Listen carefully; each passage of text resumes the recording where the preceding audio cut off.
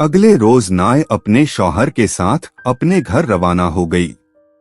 उसने हारिस और उसकी माँ का बहुत शुक्रिया अदा किया था और उन्हें ताकीद की कि वो उनके घर जरूर आए। उसने उन्हें अपने शहर और घर के महल्ले वकू के बारे में अच्छी तरह बता दिया था। उन लोगों से जुदा होते हुए वो बहुत उदास थी और उसकी आंखों में आंसू थे। हारिस का दिल तो नहीं चाह रहा था कि नाय उनके घर से जाए, मगर मजबूरी थी। नायब का शौहर भी रंजीदा नजर आ रहा था। चंद दिन ही गुजरे थे कि हारिस का बाप भी अपने भाई के घर से वापस आ गया। उसे बड़ी फिक्र लगी हुई थी कि उसके जाने के बाद घर का जाने क्या हाल हो। वो घर पहुंचा तो उसकी बीवी उसे देखकर खुश हो गई। उसने बीवी से कहा, तुमने बहुत अच्छा किया कि वो रकम जिससे हम बैल खरीदते तुमने मेरे भाई के इलाज के लिए दे दी थी। बीमारी की वजह से वो काम पर भी नहीं जा रहा था और उसके पास इलाज के पैसे नहीं थे। खुदा का शुक्र है कि अब वो बिल्कुल ठीक ठाक हो गया है। बस अफसोस इस बात का है कि हम बहुत दिनों तक बैल नहीं खरीद सकेंगे। हमें फिर से पैसे जमा करने पड़ेंगे। अब तुम्हें इस बारे में फिक्रमंद होने की जरूरत नहीं है। तुमने अपने भाई की मदद की थी, अल्लाह ने हमें भी इसका सिला दे दिया है।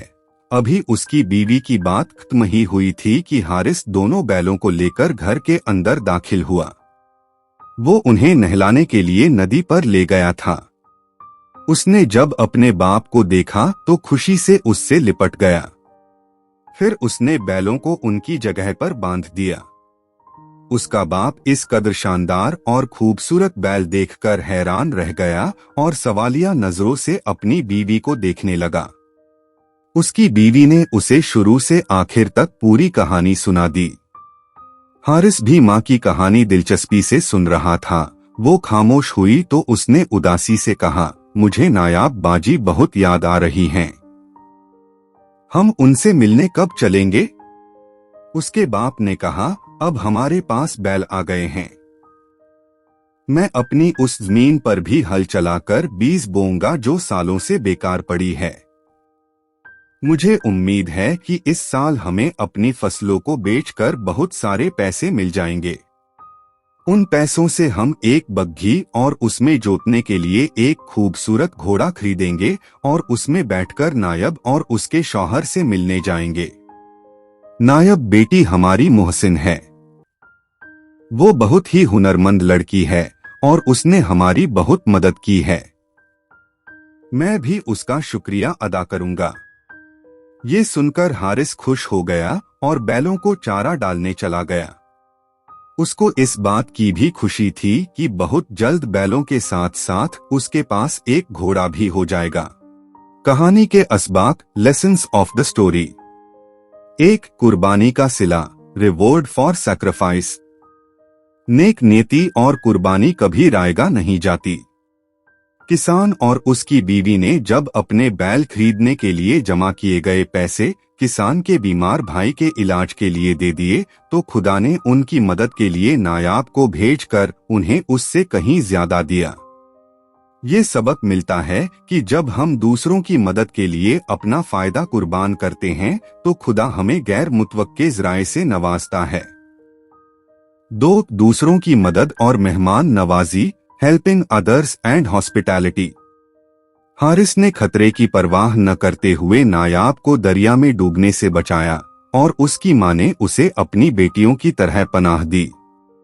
इस रहम दिली और मेहमान नवाजी का सिला ये मिला कि नायाब ने अपने हुनर से इस खानदान की गुर्बत दूर कर दी।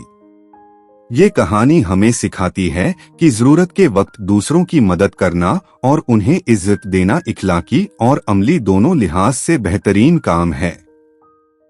3. हुनर और मेहनत की अहमियत, importance of skill and hard work. Nayab के पास खजूर के पत्तों से मुख्तलिफ चीजें बनाने का हुनर था और वो मेहनती थी। इस हुनर को इस्तेमाल करके और हारिस के साथ मिलकर दिन रात मेहनत करके उन्होंने न सिर्फ अपने लिए रोजी कमाई बल्कि घर की माशी हालत भी हमेशा के लिए बदल दी। ये सबक मिलता है कि कोई भी हुनर छोटा नहीं होता और सच्ची मेहनत से इंसान गुर्बत से निकलकर खुशहाली हासिल कर सकता है। 4. मुश्किल में हिकमत अमली, स्ट्रैटेजी इन एडवर्सिटी। नायाब की हिकमत अमली पंखे का इस्तेमाल अपने शौहर को ढूंढने में कामयाब हुई। उसने एक मुश्किल सूरत हाल का हल निकालने के लिए अपने हुनर को इस्तेमाल किया। ये जाहिर करता है कि मुश्किल हालात में सोच समझकर और तख्लीकी तरीके से काम करना कामयाबी की कुंजी है। 5. शुक्रगुजारी और नेकी का एतराफ, ग्रैटिट्यूड एंड एक्नॉलेजिंग गुडनेस। नायाब, उसका शौहर और हारिस का बाप सबने एक दूसरे की नेकी का भरपूर एतराफ किया और शुक्र अदा किया। हारिस का बाप नायाब को मोहसिन कहता है और उससे मिलने की ख्वाहिश जाहिर करता है। ये कहानी बताती है कि हमें उन लोगों का एहसान मंद होना चाहिए जो मुश्किल वक्त में हमारी मदद करते हैं, और एहसान मंदी का इजहार जरूरी है।